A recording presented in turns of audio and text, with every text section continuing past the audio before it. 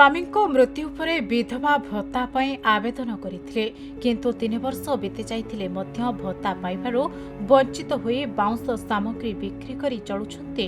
नवरंगपुर जिला पापड़ाहांडी ब्लॉक मैदलपुर पंचायत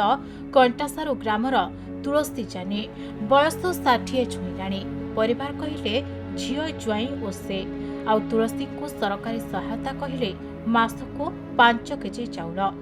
तेबे दीर्घ 3 वर्ष हेब विधवा भत्ता पाई बहुबार आवेदन करिसेंते किंतु एजाई मिली पारि नाही। वृद्ध बयस रे कुली मजूरी करबा असंभव थिबा बेले बाउंस सामग्री तैयारी करी परिवार चलाउछन्ते एने प्रशासन दृष्टि देबा सह विधवा भत्ता देबाको तुलसी अनुरोध करिसेंते। मरणरा मरी करी 3 वर्ष हेला मुखे पेंशन नहीं मिलबा खाली चाउल का 5 केजी मिल सिचे झाड़ा गुती गुती जी बिचे और मोर तो के का मके देख सिचे सरकार के कोई बिचे पेंशन मिलो बोली करे पेंशन गोटे मिल रहा है तक बोल बिचे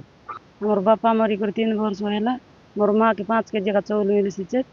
35 केजी मिलो बोली कर अप्लाई करू चार पेंशन गोटे मिल रहा था बोल बिचे से पिला नहीं टोकनी केनता करी सी बोली करी मुई लोकर करे बा हेला लोग सब बेला देखि पारबी कि ताके।